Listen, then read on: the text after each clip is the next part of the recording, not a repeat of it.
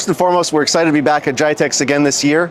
And I think the biggest highlight is just our new data center that we're opening in the UAE. So this is going to help us not only with the customers in the region, but with all the governance and a lot of the new laws that are coming into play around how to handle data specifically for the Middle East. So I think we're really excited about that. It's going to bring a lot of, obviously reduced latency for our customers, but it's going to give them more sovereignty over their data and more ability to do work within the Middle East. Beyond that, we've announced some advisory services that we've been rolling out. So things like internal, external pen testing, web app pen testing, wireless pen testing, all the things that you need to do as an organization to make sure that you're safe and that the bad guys aren't going to be able to find a crack in your armor and find their way in. And really, we're just excited about the new products that are going to be integrating within the Taegis platform. So we've got hundreds of integrations coming. And at the end of the day, you're going to have to come and look for yourself when it comes to the products that we have. We're a full service security shop. We can do everything from XDR to network security to data security. So come down and see us if you're local to the show. If not, go to sophos.com to get more information.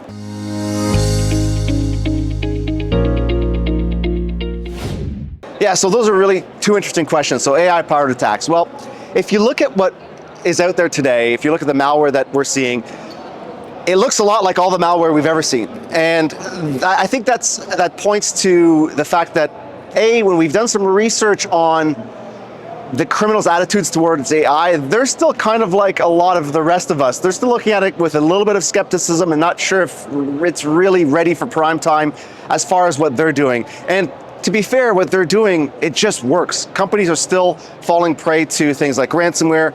They're still getting infected with some malware.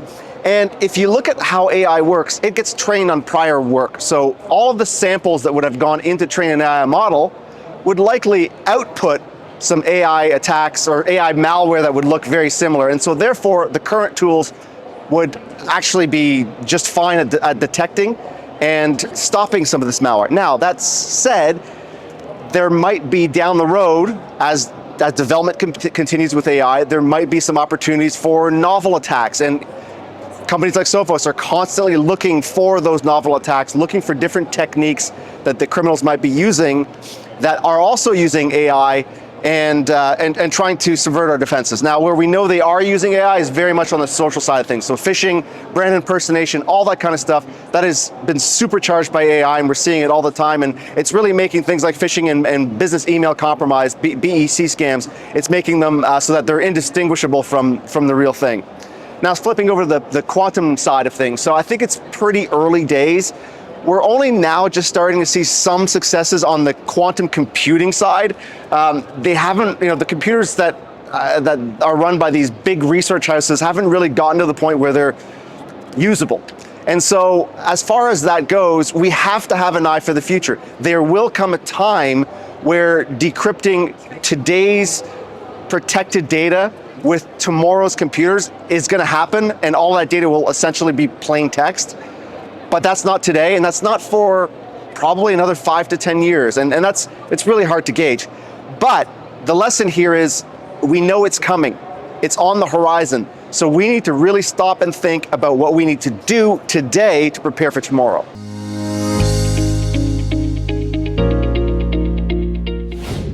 So there are really three key findings, one around defense, around the financial impacts, and around the operational implementation.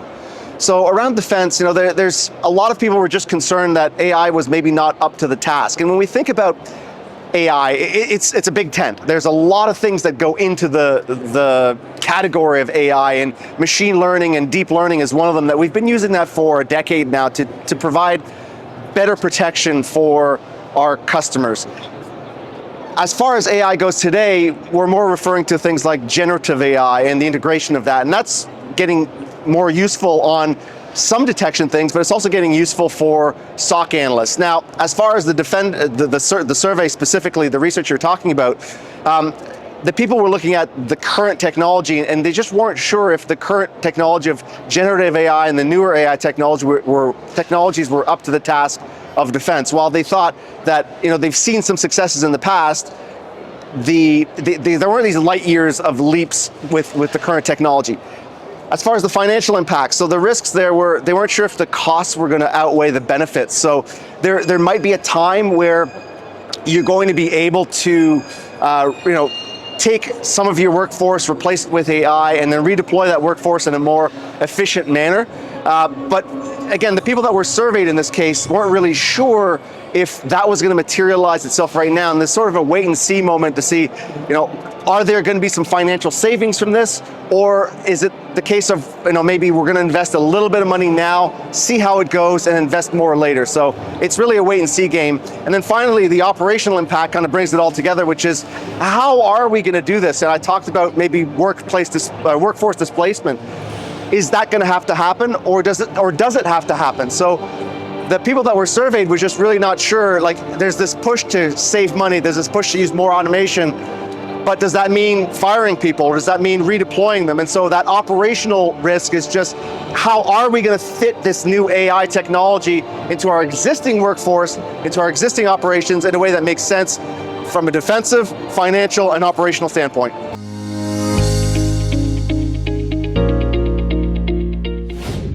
So ransomware, specifically in the threat landscape at large, it's a global phenomenon. And what we're seeing right now is there's a lot of gangs out there that have fractured. We still have some bigger gangs that are out there in the ransomware ecosystem that are doing some of the, the bigger targeting. But as far as what we can see now, there's been, like I said, a fracturing where there's a lot of these smaller gangs. And I think a lot of that has to do with law enforcement disruption and a lot of disruption from the security community as well. And so what that means is there's not just one group to go after. There's many people that are operating in this cybercrime and ransomware game that we need to disrupt and to protect against. And as far as the threats themselves, it's still very much an opportunistic landscape. And from what we're seeing, that the vast majority of the initial threats are things like info stealers. They're out to get credentials. And if we look at the Sophos Active Adversary Report, which looks at incident response investigations, the top two root causes are compromised credentials and exploiting vulnerabilities. So the criminals are going after those credentials. They're trying to steal as many as they can so they can walk right in the front door, because unfortunately, in our 2024, 63% of organizations did not have multi-factor authentication configured. And so that makes sense. They're going after the credentials. And then as far as the exposure side, the vulnerability side, we need to get better at patching. We've been saying it for a very long time now, but our external services still require a lot of attention. The criminals are brute forcing their way into VPN devices and firewalls.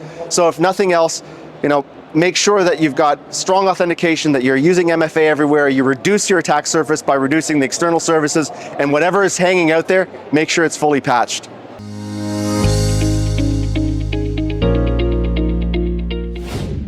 I think the main takeaway from the state of ransomware as far as the human impacts is just that people are tired. They're overwhelmed with cybersecurity, the tasks that they have to do every day, all these alerts that are coming in, so there's defender fatigue. And it's causing some issues. It's causing people to lose sleep at night. It's causing people to get to burn out a lot easier. It's causing them to have less fun at work, and just it's making work more of a chore. And so I think what that translates to me is that we need to help our defenders. We need to give them the proper tools to do a lot more. This is where we've been talking about AI. Well, this is where AI can help, doing things like triaging the alerts coming in and making sure that the analysts are only responding to the things that analysts should be responding to. And if we take the prevention side of things and make sure that we're keeping a lot of the stuff out. I talked about basic hygiene around patching and MFA, right? Doing all these things helps the humans down the road, because they're not going to be responding to as many fires, and they're not going to have to react to as many alerts in the day. So really, I think that was the biggest takeaway for me from the human side of things, was just how much it's impacting the people that are on the job.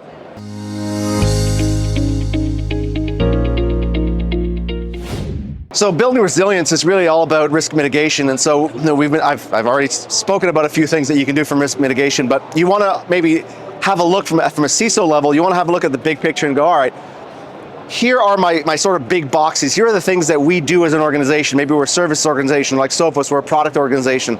And you want to look at what are the biggest immediate risks that can impact the core business. And that's where you want to focus your resiliency on. But you mentioned BEC, business email compromise. That's definitely something that requires additional help. So not only do you require training of your workforce to recognize that something might be off. If a supplier is asking you to change their bank account, you need to have a process in place that is going to allow you to trust but verify. Okay, maybe that supplier is telling the truth, they have changed their banking institution, but you need to verify that independently. And that's not a technology thing, that is something that you're gonna have as part of your processes within your finance department, for example. But there is a little bit of technology we can sprinkle in there. So, with Sophos, we've started applying different kinds of layers of technology on the BEC problem itself with natural language processing of emails coming in, so we can understand what is the ask, what is the action that needs to be taken here. And because a lot of these phishing scams, these BEC scams require urgency and action, so we can detect that. We can also look at things like QR codes that are now being embedded with these emails that the employee might scan with their phone. Well, we can do QR code scanning to understand where's that going, what is the outcome going to be for that, and then there's many more models that we can apply to that. But at the end of the day, we're very committed to making sure that the latest threats are being protected by the technology, not only that we have today, but the technology that we are innovating on with respect to the new AI models we're deploying.